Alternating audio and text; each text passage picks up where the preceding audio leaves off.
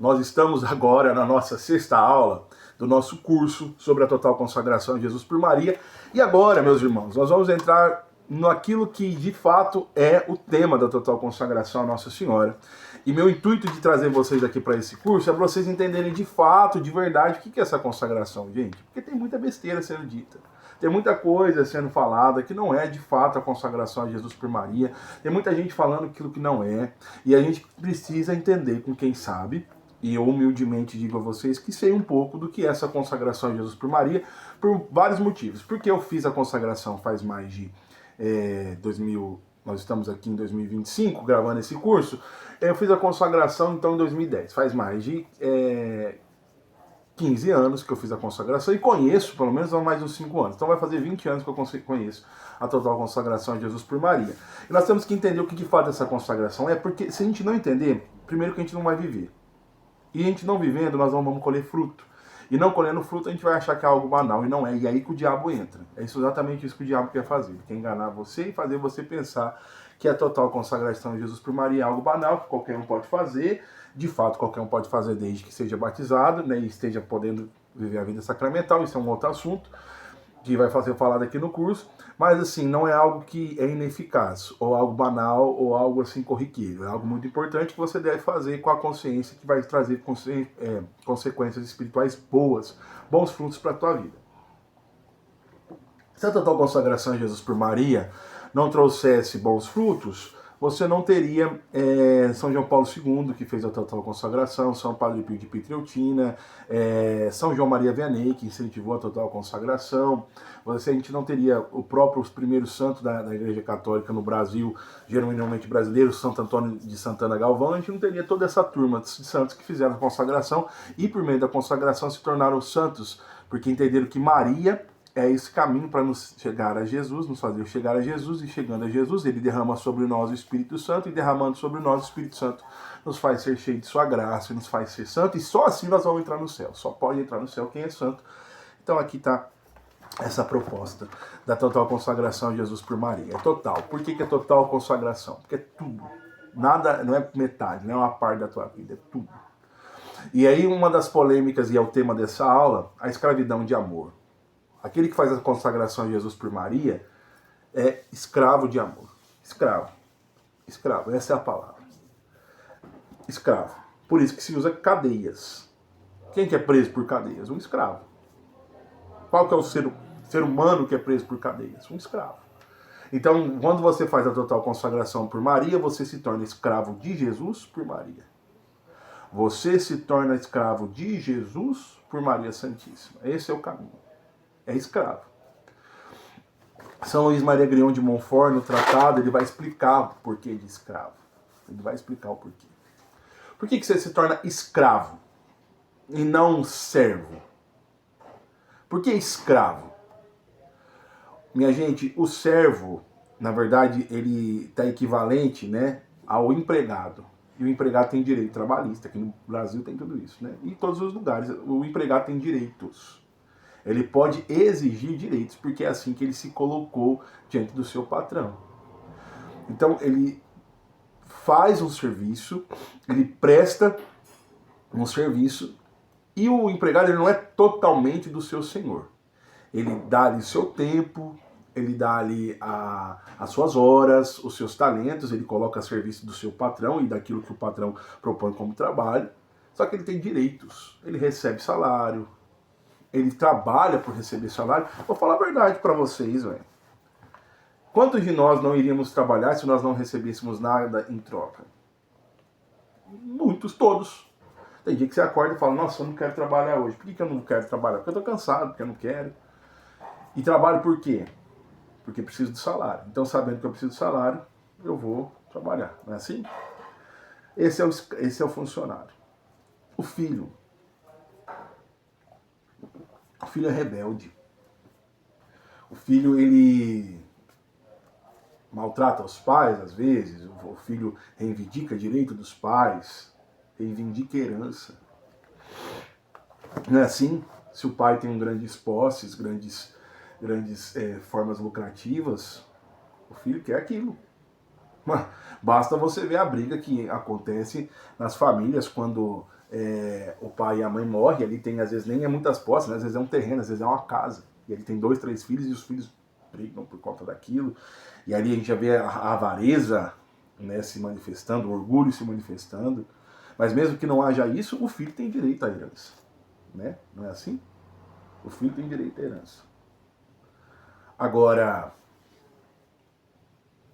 o escravo não. O escravo já não tem mais vontade própria. O escravo não exige direitos. O escravo não espera salário. O escravo se coloca na condição de dependência do seu senhor. Ele é dependente do seu dono.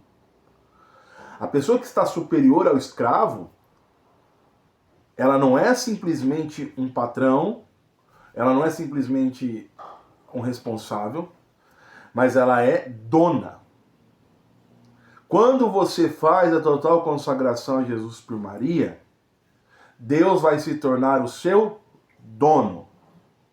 E tudo aquilo que você tem exterior, casa, empresa, carro, livros, estudo, tudo que você tem interior, dons, talentos, carismas, méritos, não vai ser mais seu, mas vai ser de Jesus por meio de Maria Santíssima.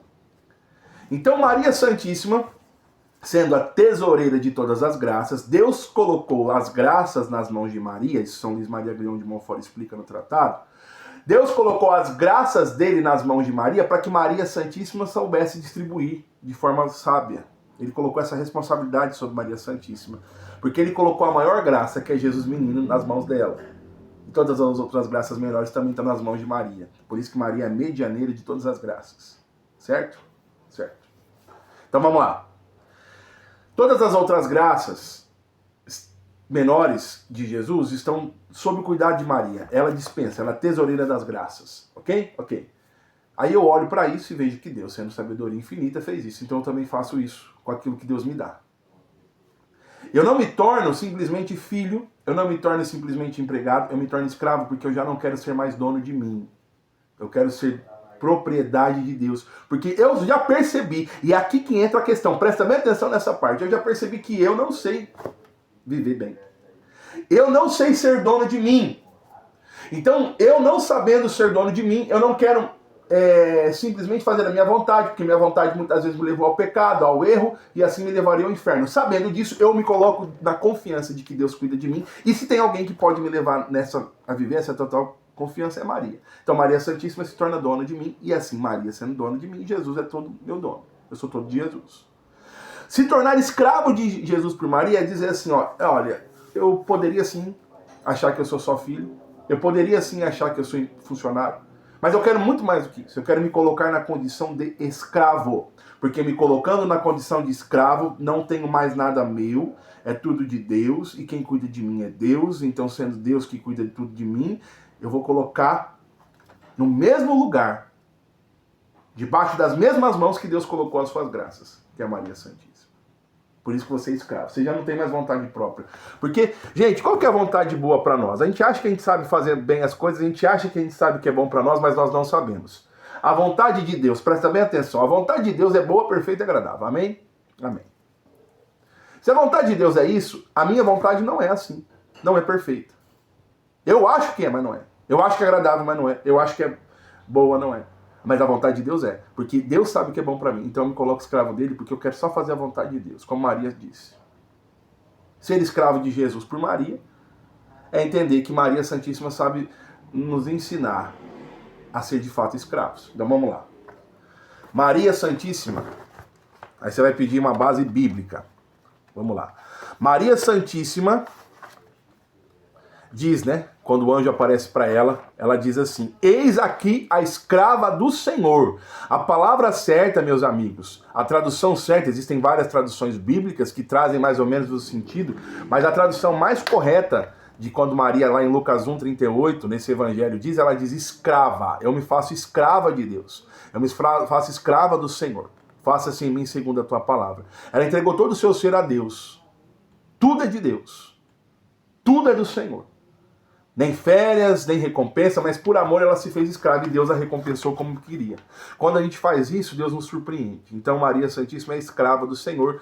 Ela se fez escrava lá em Lucas 1, 38, e nós temos que nos fazer escravos como ela. São Paulo diz que Cristo aniquilou-se a si mesmo, fazendo-se escravo. O próprio Cristo se colocou na condição de escravo. Se Cristo se colocou na condição de escravo, por que você não pode? Entende? A gente aprende que Cristo nos ensinou, se colocando na condição de escravo, a fazer a vontade do Pai. Então, se o próprio Cristo se colocou na condição de escravo, para mim fazer a vontade do Pai, que é boa, perfeita e agradável, eu faço a vontade do Pai. Tanto que nosso Senhor Jesus Cristo, no Evangelho de São Mateus, capítulo 26, versículo 39, ele diz assim: meu Pai, se é possível, faça de mim esse cálice. Todavia não se faça o que eu quero, mas sim o que tu queres. Então, Jesus ele se faz escravo porque ele também nos ensina, na sua vida terrena, a fazer a vontade do Pai. Jesus se fez escravo de amor também à Virgem Maria. São Luís Maria Grião de Montfort, ali no parágrafo 139, diz, né, que Jesus não precisava, mas ele se colocou na condição de escravo para obedecer Nossa Senhora. Sim, parece absurdo, não precisava, ele é maior que Maria, Jesus é maior que Maria, muito maior, Jesus é Deus, Maria não é deusa, mas ele se coloca na condição de escravo por quê? Para nos ensinar que nós também temos que nos colocar como escravos. Escravo só faz a vontade do Senhor ou da sua Senhora. Jesus se colocou obediente a Maria Santíssima. E depois a gente vai ver uma outra parte do Evangelho, que vai ser o filho pródigo, no Evangelho de São Lucas, capítulo 15, 18 e 19. Ele, quando pensa na volta, o filho pródigo é aquele filho que sai de casa, e depois de sair de casa ele quer voltar para casa do pai e fala: quando eu chegar lá em casa eu vou falar para meu pai me tratar como escravo. Naquela época não era empregado que as pessoas tinham, né? Que o pai do filho pródigo era escravo. E aí que é engraçado, né?